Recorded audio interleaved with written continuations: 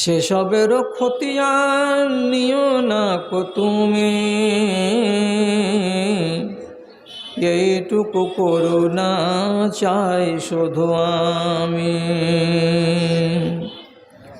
এর বেশি চাহিবার আর কিছু নাই, সকলের দাতা তুমি ওগো দয়াময়। সাধ্যের বাহিরে কোনো ঝামেলা দিও না, আপদে বিপদে মোরে কভু ফেলিও না, তুমি কভু ফেলিও না। দয়া করে সব গুনাহ মাফ করে দিও, রহম করিও মৌলা রহম করিও। তোমার দয়ায় যেন পার পেয়ে যাই, সকলের দাতা তুমি ওগো দয়াময়।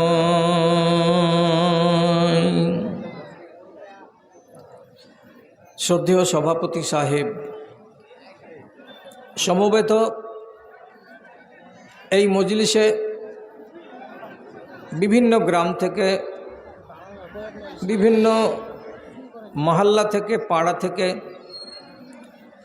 দিনের দরদকে বুকে নিয়ে, ইমানি জজবাকে সাথে নিয়ে উপস্থিত আমার সকল শ্রেণীর ভাই ও বন্ধুগণ তথা মজলিসের এক পার্শ্বে সামনে বসে থাকা আমার আদরের মাতা ও ভগ্নীগণ, আল্লাহর শুকরিয়া আদায় করি। আপনারাও আল্লাহ রাব্বুল আলামিনের শুকরিয়া আদায় করুন যে বছরের মাথায় একবার করে এই জায়গাতে উপস্থিত হয়ে আপনারা কমসে কম নিজের একটুখানি মূল্যায়ন এবং ভালো মন্দের অল্প করে একটু হিসাব, পুরাতন ইমানগুলোকে একটুখানি মেজে চেঁচে চিকন চাকন করা, এই ধরনের একটা সুযোগ আল্লাহ তাআলা আমাদেরকে দিচ্ছেন। এই সুযোগকে যদি কাজে লাগাই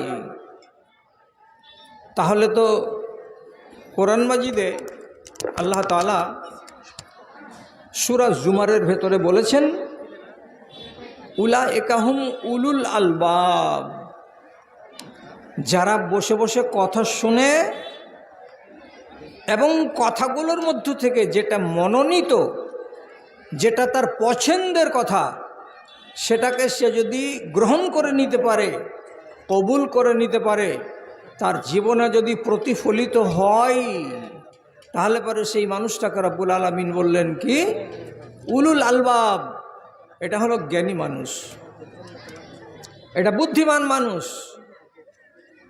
আর যারা শুনছে, যথেষ্ট শুনছে, দিবারাত্রি শুনছে, কিন্তু শোনার পরে কথাগুলোর মূল্যায়ন করতে পারছে না, ভালোটাকে নিতে পারছে না, মন্দটাকে ছাড়তে পারছে না, মানে এমনভাবে তারা আষ্টে পৃষ্ঠে জড়িয়ে আছে নিজের লোভ এবং মোহে, যে তারা ভালো মন্দকে চেক করতে পারে না।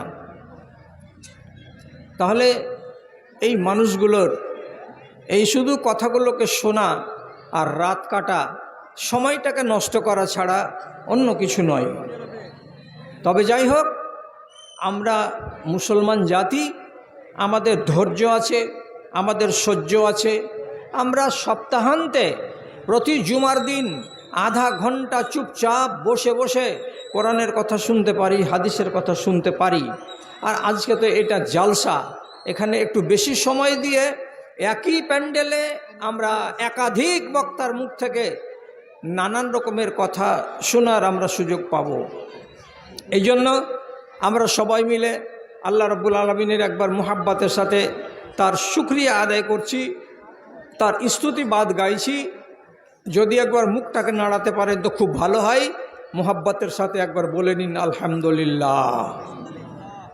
তারপরে তার আখেরি নবী রাহমাতুল্লিল আলামিন জানাবে মুহাম্মাদুর রাসূলুল্লাহ সাল্লাল্লাহু আলাইহি ওয়াসাল্লামের উপর শত সহস্র দরুদ ও সালাম নাজিল হোক।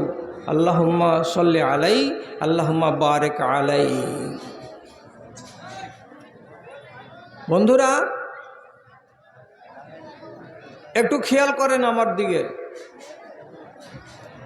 আমাদের আদি পিতা হযরতে আদমের সঙ্গে একটা জিনের বিবাদ হয়েছিল। সেই বিবাদের কারণে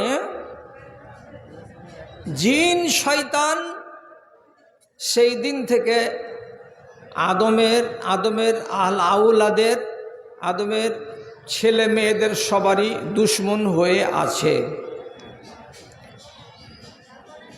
ওর কাজ হলো আপনার ঈমানকে লুটে নেওয়া।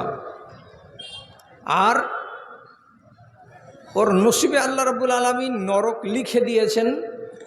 সুতরাং নরকের সঙ্গী তৈরি করা, নরকের সাথী বৃদ্ধি করা। কোথা থেকে পাবো? তো টার্গেট করেছে কাকে? হযরত আদমেরই আল আউলাদকে। তাহলে ও হলো আপনাদের আর আমাদের জাত শয়তান। এই শয়তানটা আমাদের দুশমন। কিসের দুশমন? মাথায় রাখেন, আমার ঈমানের দুশমন, আমার দেহের দুশমন নয়, আমার ঈমানের দুশমন। তার নাম কি? ইবলিস, শয়তান। এর হাত থেকে আপনাকে ঈমানটা বাঁচাতে হবে। না হলে যেভাবে জালে ফেলে দিয়েছিল আদম আর হাওয়াকে, ঠিক সেইভাবে আপনাকেও জালে ফেলে দিয়ে বিভ্রান্ত করে দিয়ে আপনার দুনিয়া আখিরাতকে বরবাদ করে দেবে। আদমকে আল্লাহ তাআলা বুদ্ধি দিয়েছিলেন বলে তিনি দোয়া করেছিলেন আর কেঁদে কেঁদে আল্লাহর কাছে ক্ষমা চেয়েছিলেন। আল্লাহ তাকে মাফ করে দিয়েছেন।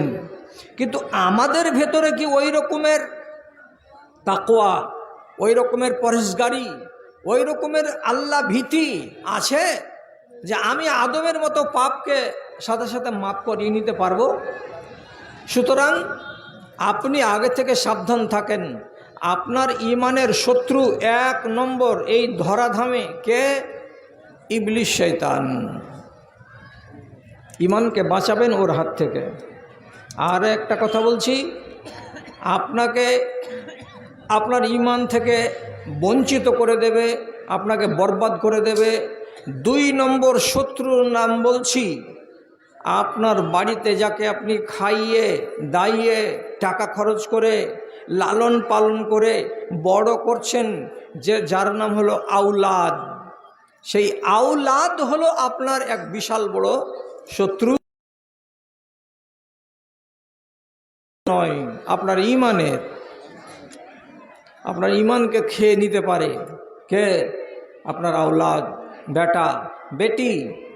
সুতরাং বেটা বেটি থেকে আপনি নিজের ঈমানকে কেমন করে বাঁচাবেন সেদিকে আপনাকে সজাগ থাকতে হবে, সজাগ। আস্তে আস্তে কথা এগিয়ে নিয়ে যাচ্ছি। 3 নম্বর যে আপনাকে ঈমান থেকে ধুয়ে মুছে বের করে দেবে আপনার ঈমানের দুশমন, সেটা হলো আপনার স্ত্রী, আপনার জীবন সঙ্গিনী। ঈমান সঙ্গিনী আপনার ঈমানকে খেয়ে নিতে পারে, চেটে নিতে পারে, বরবাদ করে দিতে পারে। এই তোমাদের এত দেরি হচ্ছে কেন? আচ্ছা ভাই শুনো, হ্যাঁ এইগুলো বেশি ফাঁচাফুচি করে এত দেরি কেন করছো তোমরা? মানুষ দেখতে পাই না, মানুষ ইয়ে করছে। একটু ডাউন করো, এটাকে ডাউন করো, এটা মতো করো। ঘেঁট হয়ে তখন থেকে খাড়ো আছে। একটা মোবাইলকে ফিট করতে এত টাইম লাগে নাকি? বিহারে আউট হয়ে গেল চ্যানেলওয়ালা, জানো না? জানো না? আউট, একদম আউট। বিহারে আর চলতে দেওয়া হয় না। আচ্ছা, তোমরা যদি ঘেরে নিবে তো মানুষ কি দেখবে? হ্যাঁ ভাই, কথার দিকে খেয়াল করুন। 3 নম্বর শত্রুটাকে, 3 নম্বর শত্রু হচ্ছে আমার আপনার ওয়াইফ, আপনার স্ত্রী। এ থেকে আপনাকে সাবধান থাকতে হবে। 3টা হলো। 4 নম্বর, আপনার ধন, আপনার মাল, আপনার টাকা পয়সা, এটা আপনার শত্রু, এ আপনাকে বরবাদ করে দিতে পারে। করে দিবে নিশ্চয় নয়, এরা করে দিতে পারে। এই ক্ষমতা আল্লাহ রাব্বুল আলামিন এদেরকে দিয়েছেন। এই জন্য বলছি, এই শত্রুরা তো আমাদের বাড়ির দূরে নেই, আমাদের বাড়ির আশেপাশে, আমাদের বাড়িতে আঙনাই একসাথে উঠা আর বসা করে আর চলে আর ফিরে। তো তাহলে এদের থেকে আমাদেরকে সাবধান থাকতে হবে, এটাই হলো আমার মূল কথা। ইবলিস কি করে? আপনার ইবাদতকে বরবাদ করবে। ইবাদত যদি বরবাদ করতে পারে তাহলে পরে তো কামিয়াব। ইবাদতকে যদি নষ্ট করতে পারে আপনার, তাহলে তো আপনি ফেলিওর। আর আপনি ফেলিওর হতে গেলেই তো ও জিন্দাবাদ বলবে, হ্যাঁ বেটাকে বাগে পেয়ে গেছি, আর ইবাদতকে নষ্ট করিয়েছি। যদি না বুঝেন তাহলে ভালো করে বুঝেন। আপনি নমাজে দাঁড়াচ্ছেন, আল্লাহ তাআলার সাথে মনোনিবেশ করে কিছু বলবেন বলে বুকে হাত বেঁধে একদম এমনি করে দাঁড়িয়ে আছেন আল্লাহর দরবারে। এখানে কি বলা হয়েছে? কুল আউযু বিরাব্বিন নাস, মালিকিন নাস, ইলাহিন নাস, মিন শাররিল ওয়াসওয়াসিল খান্নাস। খান্নাস হলো ইবলিসের একটা ব্যাটার নাম। তাহলে ও লেগে আসে কোনখানে? আপনার নমাজে। আল্লাজি ইউওয়াসওয়িসু ফি সুদুরিন নাস মিনাল জিন্নাতি ওয়ান নাস। 4 রাকাত নমাজে 1 রাকাত যদি কমিয়ে দিতে পারে ওয়াসওয়াসা দিয়ে। কেমন ওয়াসওয়াসা? আপনার মনকে গিয়ে বিভ্রান্তিতে ফেলে দিয়ে বলছে, জয়নাল আবেদিন তোমার 4 রাকাত হয়ে গেছে, তুমি এবার তাশাহুদে বসে যাও। নামাজ আপনাকে পড়া উচিত ছিল 4 রাকাত, পড়েছেন 3 রাকাত। মন বলছে আপনার না, আমি 4 রাকাত পড়ে নিয়েছি, সালামটা ফিরে দিলেন। আপনার এখানে 1 রাকাতের ঘাটতি থেকে গেল।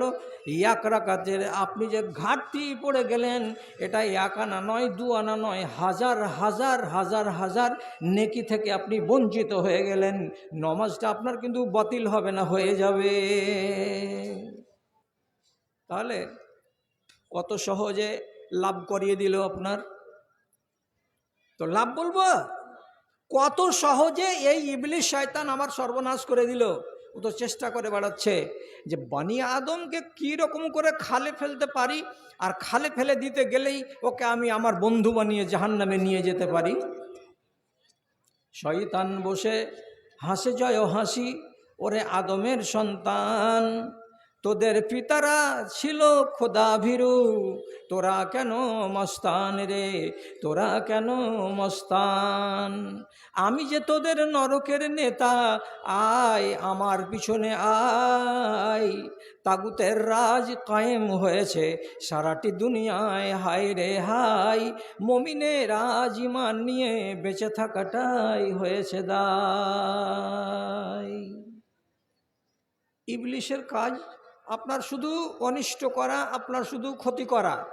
আর একটা বলি, ফজরের টাইমে নিদ্রাটা সবচাইতে মিষ্টি, খুব মিষ্টি টাইম ওটা ঘুমের জন্য।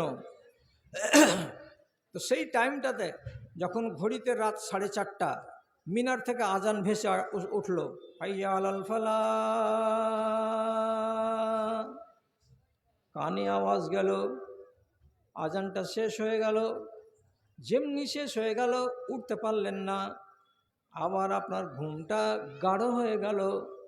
যদি ঘুমটা আর একটু গাঢ় করে দেওয়া যায়, আর যদি পুরোপুরি 4টা বেজে যায়, 5টা বেজে যায়, জামাতটা মসজিদে হয়ে যায়, পূর্ব দিকে যদি সূর্যটা উঠে যায়, তাহলে আপনার মতো মানুষটাকে বিশাল বড় ক্ষতিতে ফেলে দিতে পারলো কে? তো ইবলিশ শয়তান।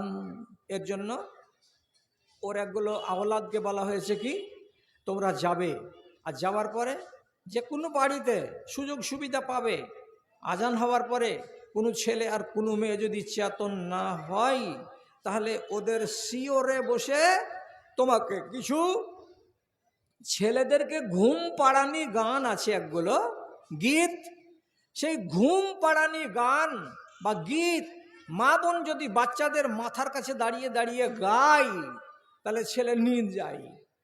এটা কি বুঝেন না আপনারা? দোলা দেয়, দোলা দেয়। এখনকার যুগের মেয়েরা মোবাইল দিয়ে দিচ্ছে বাচ্চাকে, আর দিয়ে মোবাইল চলছে, ছেলে ঘুমিয়ে যাচ্ছে। কিন্তু আগেকার যুগের মেয়েরা দোলা দেওয়ার সাথে সাথে গীত গাইতো। আমরাও গিয়েছি বাচ্চাদেরকে ঘুম দিতে গিয়ে। আর তখনকার যুগটা এত উন্নত ছিল না, ভাষা বুঝতাম না, একটা কথা ছন্দ বলো, বাচ্চাটার কানে যাবে, বাচ্চাটা ঘুমিয়ে যাবে। এটা হলো ঘুম পাড়ানি গীত। কালো বাদুড়ের ছা, কালাই উষা খা, কালাইতে আছে পোকা, বেছে বেছে খা, আমার ছেলেকে নিন্দিয়া যা রে নিন্দিয়া যা। আপনার মা বলেছে কিনা বলিয়েন তো? যারা বুড়া আছেন তারা, চ্যাংড়াগুলো নয়, আপনারা জানেন না যারা চ্যাংড়া আছেন তারা। তাহলে ছেলে ঘুমিয়ে যায়। তাহলে একটা বড় মানুষকে ঘুম দেওয়াবার জন্য ইবলিশ শয়তান নিজের চামচাদেরকে পাঠিয়ে বলছে, যা ওর সিথানে বসে যাবি, আর যাওয়ার পরে ঘাড়খানাকে একটু করে নাড়বি, আর মিঠা মিঠা করে ওর কানের কাছে খালি বলবি। কি বলবি? আলাইকা লাইলুন তাবিলুন ফারকদ, আলাইকা লাইলুন তাবিলুন ফারকদ। ওরে ধন ঘুমিয়ে যা, এখনও টাইম আছে। ওরে লাল আমার ঘুমিয়ে যা, এখনও টাইম আছে, এখনও চেতন হোস না। 45 মিনিট যদি ঘুম দিতে পারিস তা আরাম করে ঘুমিয়ে নে, তারপরে জাগবি, তারপরে নমাজ পড়বি। এ বলে যখন হাতের থপথপি দেয়, আর এই বলে যখন সে গীত শোনায়, তখন আমার মতো মানুষরা আরও অচেতন হয়ে যায়, ঘুম থেকে চেতন পাই না। যখন বেলা উঠে গেল তখন বগল বাজাই, পেয়েছি। আব্দুল করিম হাজির বাড়িতে ওর মেজো বেটাকে আর ওর বৌমাকে, পূর্ব দিকের ঘরে শুয়েছিল, আজানের টাইমে আজান শুনেছে, উঠেনি। আমি গীত গায়ে গিয়েছিলাম, ঘুম পাড়ানি গীত, আর গাইয়ে তাদেরকে গাফেল করেছি, নমাজ পড়তে পারেনি, বেলা 7টার সময় উঠেছে। তো যেই ব্যক্তির নমাজ হারিয়ে দিল সেই ব্যক্তির আখেরাত থাকলো না, গেল, শেষ। আপনি এক ওয়াক্তের নমাজকে যদি বরবাদ করে দেন তাহলে তো আপনার অনেক ক্ষতি। নফল দিয়ে যদি পুরাইতে পারেন তাহলে তকদির ভালো, আর নফল দিয়ে যদি পুরাতে না পারেন তো একদিনেরই একটা নমাজ নষ্ট হওয়ার কারণে আল্লাহ না করে যে আপনাকে ক্ষতির মুখে পড়তে হবে, জাহান্নামে যেতে হতে পারে। মানবেন না? আর যদি না মানেন তো আপনাকে বলছি, কথার দিকে খেয়াল করুন। আজে বাজে কথা শুনে রাত নষ্ট করে লাভ নাই। এখানে এসেছেন নিজের ইমানটাকে একটু মাজতে আর ঘষতে, একটু মেজে ঘষে নিন, আল্লাহ যেন আপনাকে সুমতি দান করে। বনি ইসরায়েলদের একটা লোক মারা গেছে, কবর দেওয়া হয়েছে ওকে। মুনকার নাকিরকে আল্লাহ রাব্বুল আলামিন বলে পাঠালেন, এই ফেরেশতা, এই যে পিপলতলার মাঠের কবরস্থানে এই যে লোকটাকে গেড়ে দিয়ে আসলো লোকেরা, এক্ষুনি যাও ওর কবরে, আর যাওয়ার পরে ওকে ওর হিসাব নিকাশ করার আগেই ওকে 100 কোড়া মারো, 100 কোড়া লাগাও ওর উপরে, 1 2 3 4 5 করে।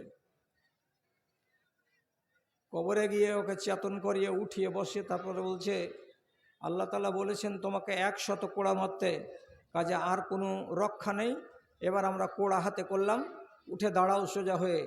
তখন লোকটা একেবারে কাচুকুচু হয়ে গিয়ে আবেদন করে বলছে, ইন্নী কুন্ত সায়েমান, আমি বড় রোজাদার ছিলাম, আমি নমাজি ছিলাম, দিনদার ছিলাম, ভাই আমাকে 100 কোড়া মারিও না, আমি কখনো কোনো ভুল কাজ করেছি বলে মনে পড়ে না, আমাকে তোমরা মারিও না। যখন অনুনয় বিনয় করতে লাগলো, আল্লাহ রাব্বুল আলামিন 10 কোড়া তার মাফ করে দিলেন। তারপরে আবার যখন তাকে মারতে যাচ্ছে তখন সে বলছে, ভাই আমি সাদকা দেনেওয়ালা লোক ছিলাম, দান খায়রাতকারী লোক ছিলাম, আমাকে মারিও না। যখন আকুলি বিকুলি করতে লাগলো, আকুতি মিনতি করতে লাগলো, তখন আবার 10 কমিয়ে দেওয়া হলো। তারপরে বললো আমি হজ করার লোক ছিলাম, আবার 10 কমালো। এই করে কমাতে 99টা কোড়া তার মাফ করে দেওয়া হলো। কিন্তু একটা কোড়া যখন বাদ থাকলো তখন আল্লাহ রাব্বুল আলামিন ফেরেশতাদেরকে বললেন, 0 করা যাবে না, 0 করা যাবে না, ওকে একটাও কোড়া মারতেই হবে। মারতে হবে। এবার মারো। ফারিস্তাদের মার, ফারিস্তাদের হাতের শক্তি, আল্লাহু আকবার।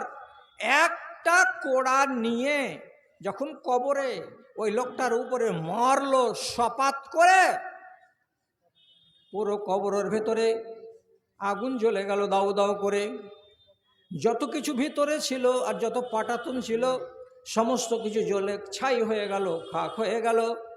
এমন সময় যখন কবরের আগুনটা নিভালো, তখন এই লোকটা সোজা ভাষায় দাঁড়িয়ে বলছে, লিমাজা জাল্লাতুমুনি, ও আমার ফারিস্তারা শোনো তো, কিসের জন্য তোমরা আমাকে একটা কোড়া মারলে? আমার পাপ কি ছিল, আমার ভুল কি ছিল, আমার অপরাধ কি ছিল, আমাকে শোনাও। কিসের কারণে আমাকে কোড়া খেতে হলো? তো যখন এই কথাটা জিজ্ঞেস করা হলো যে আমি কোড়া কেন খেলাম, কেন আমাকে শাস্তি দেয়া হলো, আমাকে মারটা খেতে হলো কেন, আমি আমার নিজের দোষটা আপনাদের মুখ থেকে শুনতে চাই, জানতে চাই।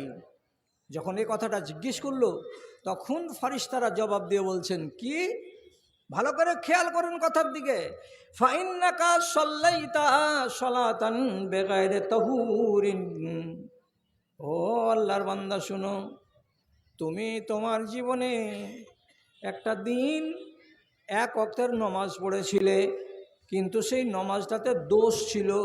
কি দোষ ছিল? বিনা ওযুতে নমাজ পড়ে নিয়েছিলে, ওযু বানাওনি, নমাজে দাঁড়িয়ে নমাজ আদায় করে নিয়েছো। বিনা ওযুতে কোনো দিন নমাজ হয় না, আর তুমি বিনা ওযুতে নামাজ আদায় করে নিয়েছো। আল্লাহ রাব্বুল আলামিনকে এটা বড্ড খারাপ লেগেছে, আল্লাহকে বড্ড ঘৃণা লেগেছে তোমার এই ব্যবহার। তার জন্য আল্লাহ তাআলা তোমাকে 100টা কোড়া মারার আদেশ করেছেন। আর একটা কথা বলা হলো কি, তোমার বাড়ির দরজায় কোনো একজন ফকির এসে তোমার কাছে খানা চেয়েছিল, তুমি খানা দাওনি, তাকে তুমি হেৎফেৎ করে তাড়িয়ে দিয়েছিলে, হটো এখান থেকে চলে যাও, সরে যাও বলে চোখ রাঙানি দিয়েছিলে। তোমার দুটো অপরাধের কারণে তোমাকে 100 কোড়া মারার অর্ডার দেওয়া হয়েছিল, কিন্তু তুমি আকুলি বিকুলি করে অননয় বিনয় করে আল্লাহর কাছ থেকে 99 কোড়া মাফ করে নিয়েছো, একটাই কোড়া তোমাকে মারা হয়েছে। ভাইজান জবাব দেন, আপনাকে জবাব দিতে হবে। লোকটা কি বেনামাজি ছিল জীবনে? না, লোকটা বেনামাজি ছিল না, লোকটা নামাজি ছিল, কিন্তু একদিন একটা নামাজে বিনা ওযুতে নামাজটাকে পড়ে নিয়েছে। এটা যে ভুল হয়ে গেল তার দ্বারাই, তার জন্য তার কবরে একটা কোড়া মারা হলো, তা আগুন জ্বলে গেল। আপনাকে যদি আপনার শিওরে বসে বসে ঘুম পাড়ানি গীত গাইয়ে আপনার এবং আপনার ওয়াইফের ফজরের নামাজ ছাড়িয়ে দেয় ইবলিশ শয়তান, তো সে তো কামিয়াব। আপনি তো নাকাম হয়ে গেলেন, আপনি দুশ্মনের হাতে ধরা পড়ে গেলেন, আর সে বাজি মেরে দিল, আপনাকে নিজের সঙ্গী বানিয়ে নিল, আপনাকে জান্নাত থেকে টেনে বের করে দিল। এই জন্য আল্লাহ রাব্বুল আলামিন স্পষ্ট করে দিয়েছেন কোরআন মাজিদের ভেতরে, ইন্নাশ শাইতানা লিল ইনসানি আদুউম মুবিন, নিশ্চয় শয়তান তোমাদের জন্য পরিষ্কার খোলাখুলি দুশ্মন, এটা লুকায়িত দুশ্মন নয়। তোমাকে যেখানে সুযোগে পাবে সেখানেই তোমাকে গায়রত করার চেষ্টা করবে, কাজে খবরদার সাবধান থাকো। বন্ধুরা, পিপলতলার লোক আলেম দেশ থেকে আস্তে আস্তে উঠে যাচ্ছে। আগে খুব ভালো ভালো আলেম ছিলেন, তারপরে মাঝারি মানের এলেন, ভালোগুলো চলে গেলেন, তারপরে মাঝারিগুলোও চলে গেলেন, মাঝারিগুলোর পরে থার্ড গ্রেডের যেগুলো ছিল সেগুলোও বুড়ো হয়ে গেল, এরাও কবে কবরে চলে যাবে। আপনাকে গচ্ছিত করে সজ্জিত করে এক জায়গায় দুটো কথা বলে আপনার বিবেকটার ভেতরে একটা জিজ্ঞাসা চিহ্ন তৈরি করে দিবে, এরকম মানুষকে আগামী দিনে আপনি খুঁজে পাবেন না। আমার বয়স হয়েছে, কবে যে চলে যাব, মরে যাব, কথার প্রতি খেয়াল করুন, সুবিচার করুন। ইবলিশ শয়তানের এক একটা কীর্তি যদি আপনি শুনেন তো রাত পার হয়ে যাবে। এই কত বড় দুশমন আমাদের। আল্লাহ তাআলা কোরআন মাজিদের ভেতরে বলছেন, ওয়াশারিকুহুম ফিল আমওয়ালি ওয়াল আওলাদ, এই ইবলিশ, যদি পারিস তো পিপল তলার লোকেদের ওদের ধনে মালে অংশ বানিয়ে নেই, আর যদি পারিস তো ওদের ছেলে পিলেতে অংশ বসিয়ে নেই, তোরও হবে আর ওই লোকটারও হবে। এমন মাল যে ওই লোকের কুঠির ভেতরে তোরও নামে থাকবে এবং ওর নিজের নামেও থাকবে, দুইজনেরই মাল। আবদুল্লাহর বাড়িতে তার কুঠিতে ভরা থাকবে, আব্দুর রহমানের বাড়িতে তার শয়তান বলবে আমার আছে অর্ধেকটি আর আবদুল্লাহর সে অর্ধেকটি। আরেকজনের বাড়িতে ইবলিশ শয়তান বলবে এখানে 100 মণ ধানের ভেতরে 20 মণ ধান আছে আমার আর 80 মণ ধান আছে তোমার।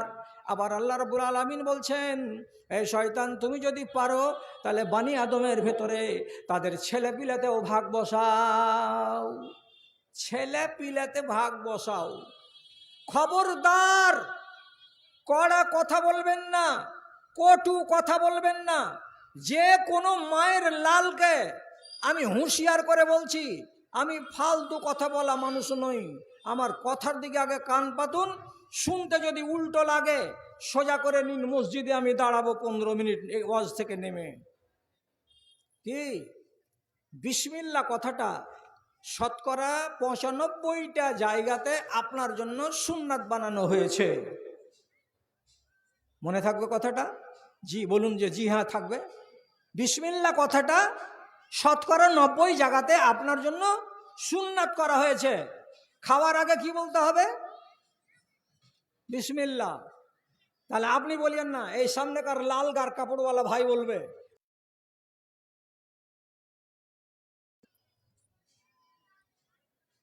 ভাই তাকাইছেন কেন জি? মোটর সাইকেলে যখন উঠবেন এমনি করে ট্যাং ছেড়ে ওকে স্টার্ট করতে যাবেন, সবার হতে গেলে কি করতে হবে? দেখেন এই যে বুড়া মানুষগুলা বলছে, ওখানেও বিসমিল্লাহ লেগে আছে।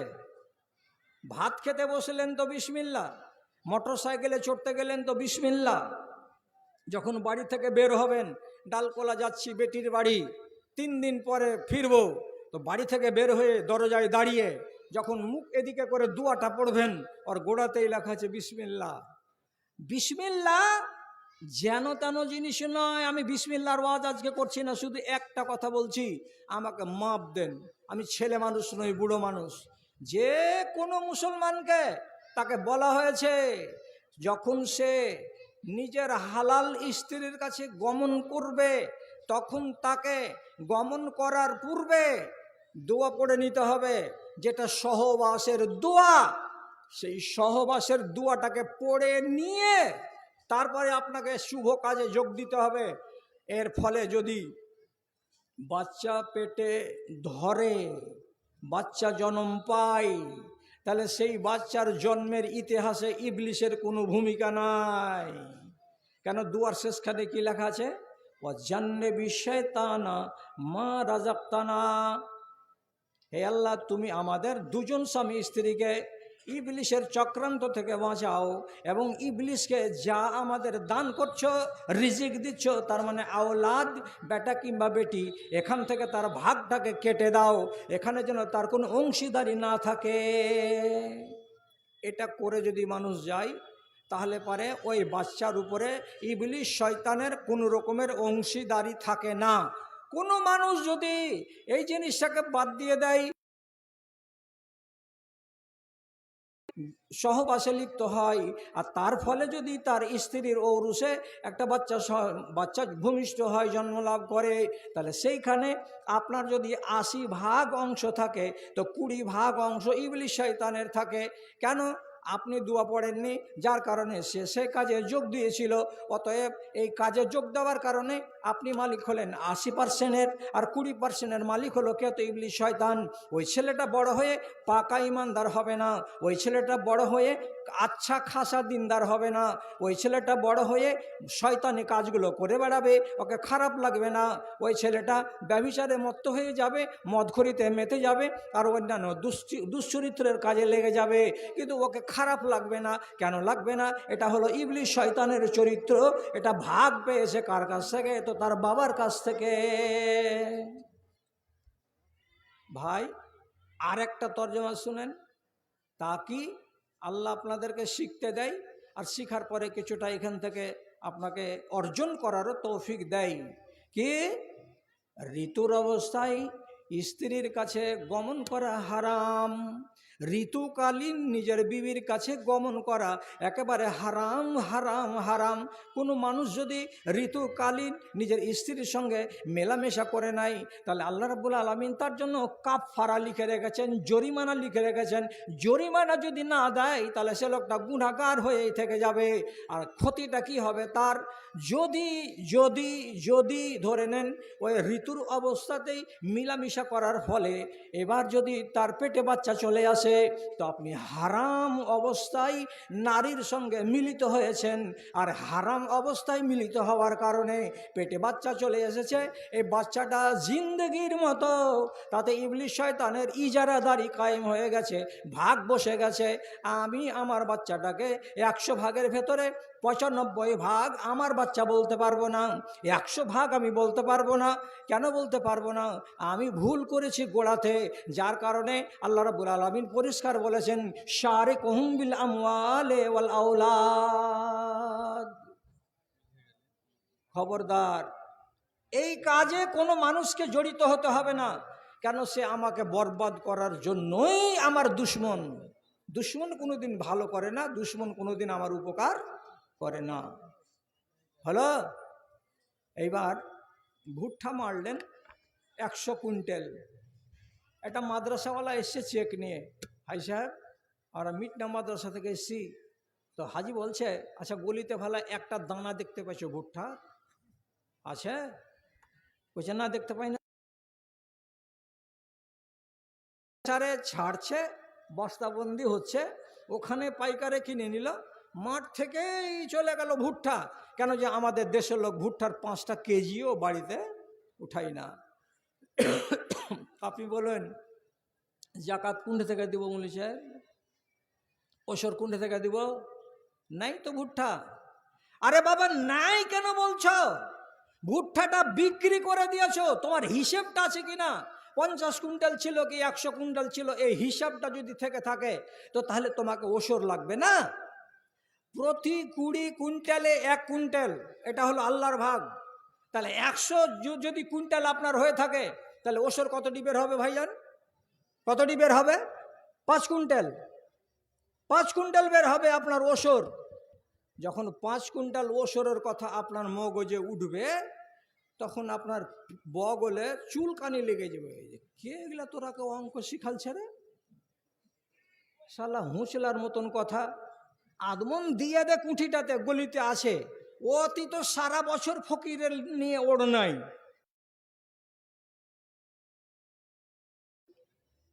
খরচা বুঝিস? বেটাকে বলছে কত টাকা খরচা হয়েছে জমিতে, কত সেচ আর কত খাদ লেগেছে। মুখে এলো আর বলে দিলি যে 20 কুইন্টালে 1 কুইন্টাল, 20 কুইন্টালে 1 কুইন্টাল। মুখে যত বলা সহজ, কাজ করা তত সহজ নয়।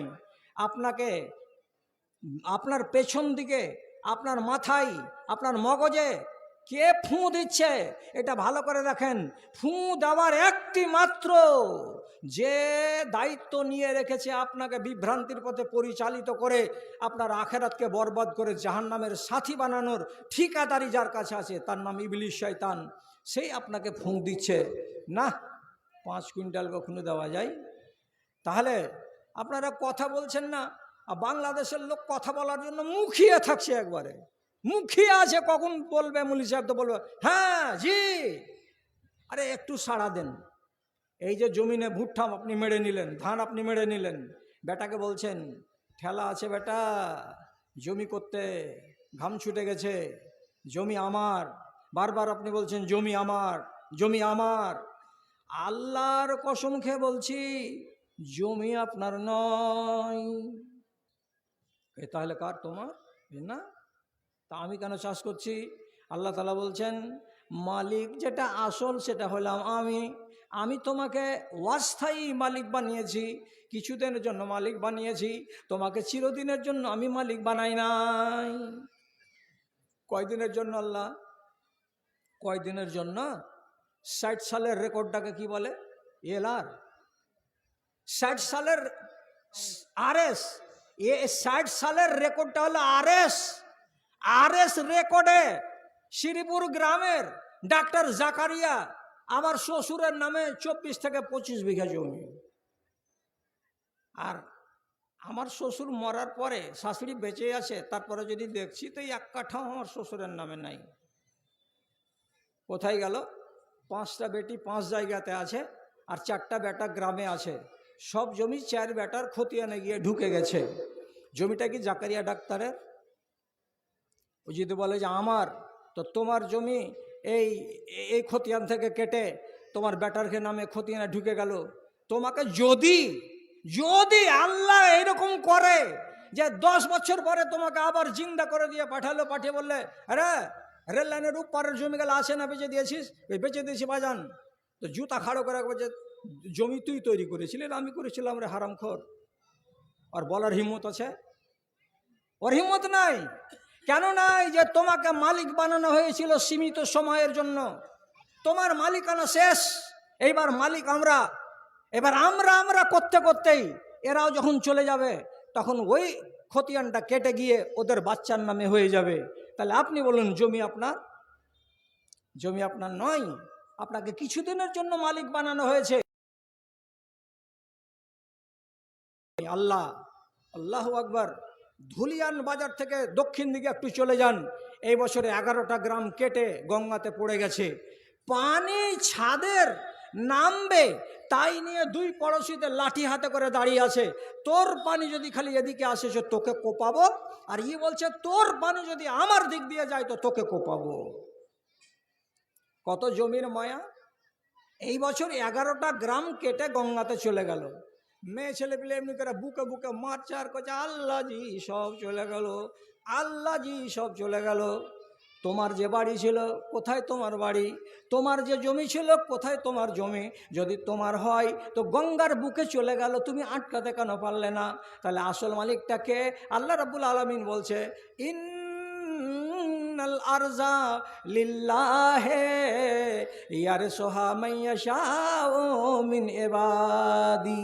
সারাটা দুনিয়ার জমিন, এই হরিশ্চন্দ্রপুরের মাঠের জমিন আর মিলনগড়ের মাঠের জমিন, মালদাহের যত জমিন, সারা ভারতবর্ষের যত জমিন, সারা দুনিয়ার যত জমিন, সবেরই মালিক হলাম আমি আল্লাহ।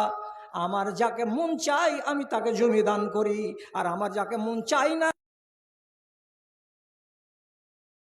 আপনাকে ভালো লেগেছে, আল্লাহ তাআলা 30 বিঘা জমি দিয়েছেন, জমির মালিক হলেন আল্লাহ তাআলা, আপনি হলেন আল্লাহর হিসাব অনুযায়ী বর্গাদার। কতদিনের? যতদিন জীবিত আছেন ততদিনের।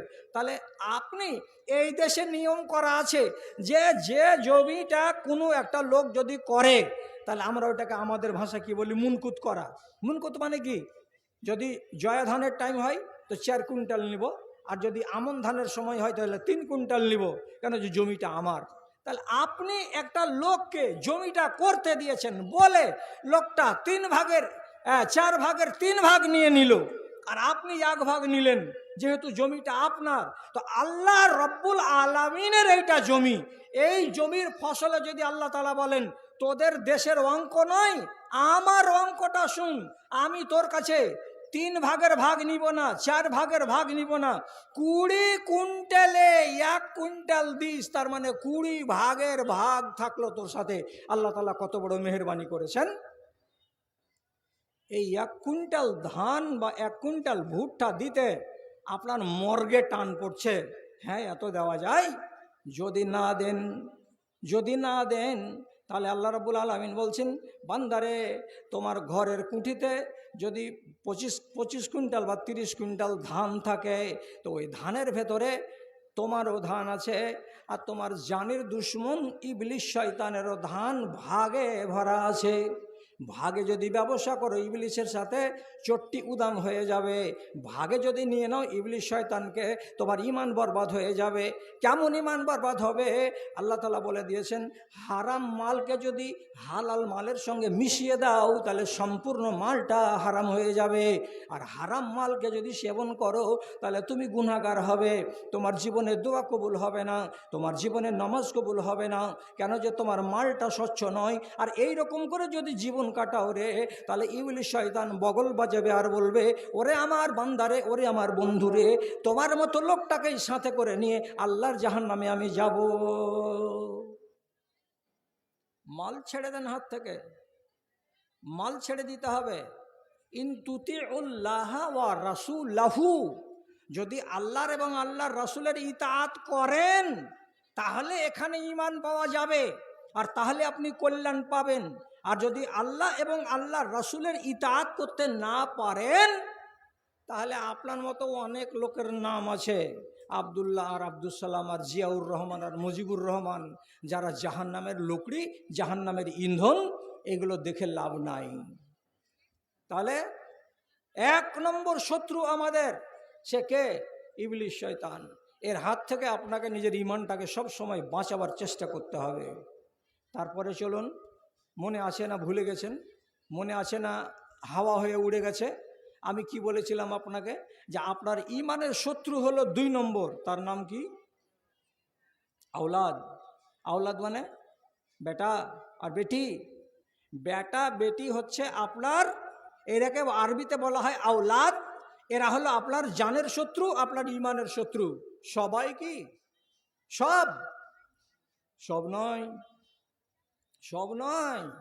কোরআনে আল্লাহ তাআলা একটা শব্দ বলেছেন মিন, ইন্না মিন আজওয়াজিকুম ওয়া আওলাদিকুম। তোমাদের ভিতরে কারো কারো স্ত্রী, তোমাদের ভিতরে কারো কারো আওলাদ, তোমাদের ঈমানের শত্রু, তোমাদের জানের শত্রু, তোমাকে বরবাদ করে রেখে দেবে, তোমাকে পঙ্গু করে রেখে দেবে। তুমি যতগুলো আমল করেছিলে তোমার আমল সব ছাই হয়ে উড়ে যাবে, নরকে চলে যাবে। আওলাদ কেমন করে শত্রু হয় গো ঈমানের?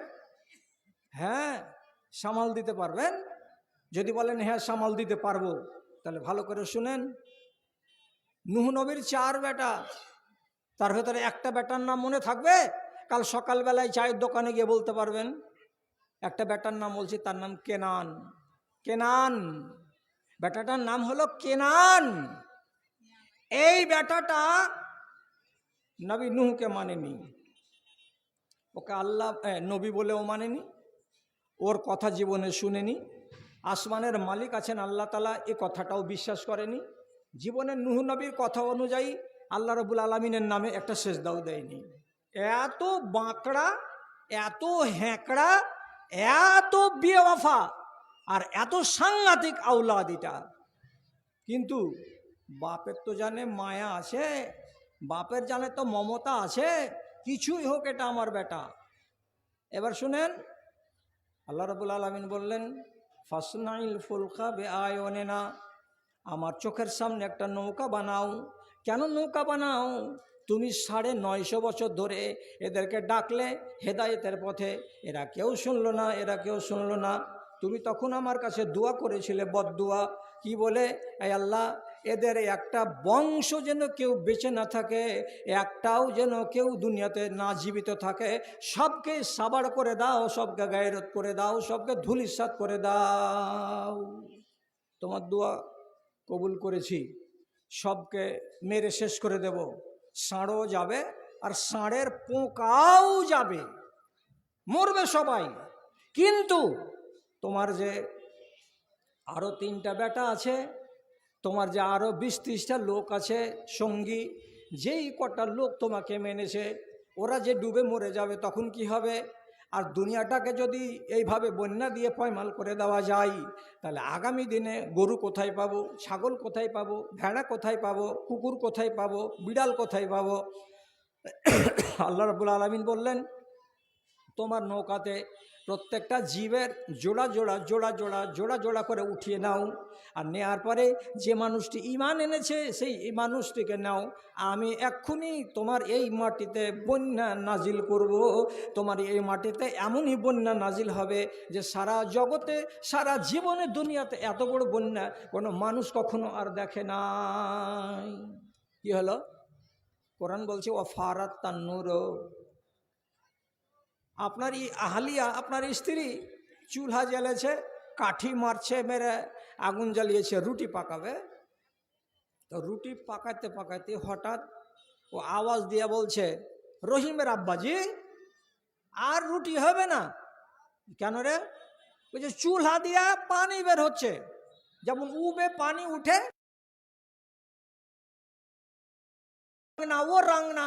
প্রত্যেকটা বাড়ি বাড়ি, প্রত্যেকটা গলি গলি, প্রত্যেকটা ডোবা জায়গা, যেখান সেখান দিয়ে জমিনের তলা থেকে পানি একদম ভুল ভুল ভুল ভুল ভুল ভুল করে বেরিয়ে যাচ্ছে।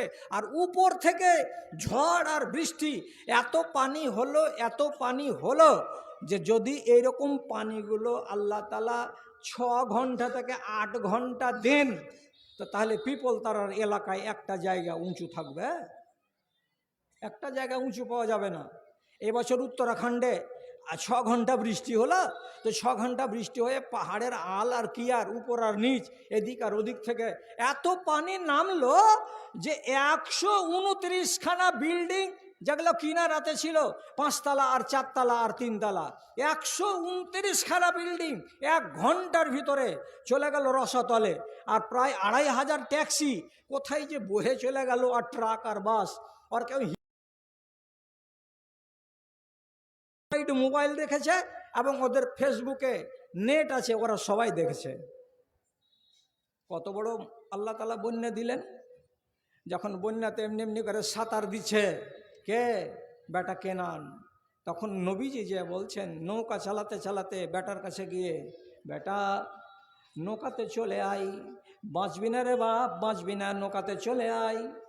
তখনও কিন্তু ছেলে বেয়ারামি করে জবাব দিয়ে বলছে, সাহাবি আলাল জুদি ইউসিমুনি মিনাল মা।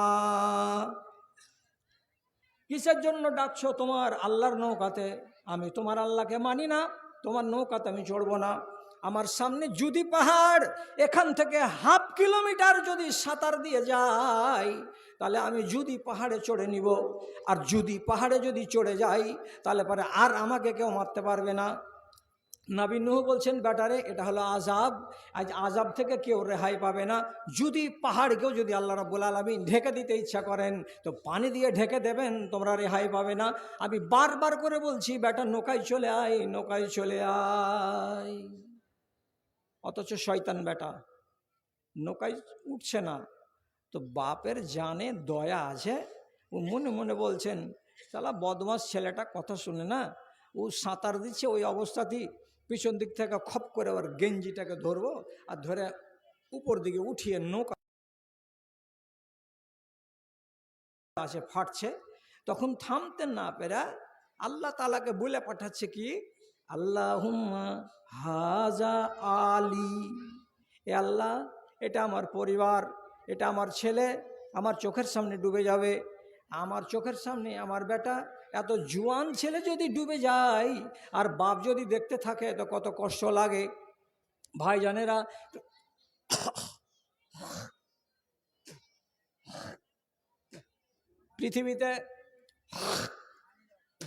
পৃথিবীতে পোকা ঢুকে গেল, যা খেজুরের সাথে মিশেল হয়ে থেকে যাবে ভিতরে, কি করবো আমি। পৃথিবীতে সবচাইতে ভারী জানাজা কোনটা? বেটার জানাজা বাপ ঘাড়ে করবে, এটা হলো সবচাইতে পৃথিবীতে ভারী জানাজা। এর মতো ঘাড়ে করে তো এটা ভারী নয়। আপনার 80 বছর বয়স হয়ে গেছে, আপনার মরার টাইম হয়ে গেল, আমি বেটা, আমার বয়স 40 বছর, আপনার জানাজাকে আমি ঘাড়ে করব, এটা ভারী নয়। কিন্তু আমি 80 বছরের আর বেটা হলো 40 বছরের, 40 বছরের টকটকে জুয়ান ছেলের যদি জানাজা বাপকে ঘাড়ে নিতে হয়, তাহলে এটা সব থেকে ভারী জানাজা। কেঁদে কেঁদে কেঁদে কেঁদে কেঁদে কেঁদে সহ্য করতে পারবেন না। 22 তারিখের দিন মারা গেছে পাকিস্তানের একটা নওজোয়ান ছেলে, মৌলানা তারিক জামিলের। আর আজ 22 তারিখের পরে মাস গেল, আর আজকে 6-7 দিন হয়ে গেল, এখনো ওয়াজ করতে উঠছে তো খালি হু হু হু হু করে কাঁদছে। কাকে বলে? নওজোয়ান বেটাকে বলে। নবী নূহ বলছে, আল্লাহ এটা আমার আহাল, ডুবে যাচ্ছে, আল্লাহ ডুবে যাচ্ছে, আমি ডুবতে দিব না, আমি আমার ছেলের হাত ধরে নৌকাতে উঠিয়ে নিব। তো ছেলে যে ইমানের দুশ্মন, তো তা কেমন করে বুঝা গেল? আল্লাহ রাব্বুল আলামিন বলছেন, এই নবী নূহ, খবরদার, একটা জালিমকে তুমি যদি বলো এটা আমার আহাল, তাহলে পারে তোমার কিন্তু খাইরিয়াত নাই, তোমার ক্ষতি আছে। তুমি আমার নবী, তোমার কাছে আমার দিন এসেছে, তোমার কাছে আমার জিবরিল এসেছে, আর তুমি একটা বেঈমান ছেলেকে আমার ছেলে বলতে যাচ্ছ কেন? এটা যদি করতে যাও ঈমানটা তোমার বরবাদ হবে। সাবধান হয়ে যাও, সাবধান হয়ে যাও। যেমনি এই কথাটা জানতে পারলেন নবী নূহ যে বেটার কারণে আমার ঈমান বরবাদ হবে, তখন সাথে সাথে তিনি বলছেন, আউযু বিল্লাহি আন আসআলুকা মা লাইসা লি বিহি ইলম। আল্লাহ, আমি তোমার কাছে পানা চাইছি রব্বুল আলামিন, যেটা জ্ঞান নাই সেটা জিনিস আমি চেয়ে নিয়েছি, যে জিনিসটা চাওয়া উচিত নয় আমাকে তোমার কাছে, সে জিনিসটা আমি চেয়ে নিয়েছি। এটা আমার ভুল হয়েছে মালিক, তুমি আমাকে ক্ষমা করো। আমি আর জীবনে এই নাফরমান বেটাকে আমার বেটা বলে দাবি করব না, আমার ছেলে বলে দাবি করব না। তাহলে বেটাকে ছেড়ে দিতে হলো কেন? ঈমানের দুশ্মন কে? তো বেটা। ছেলেটা আপনার ঈমানের দুশ্মন। কেমন ঈমানের দুশ্মন?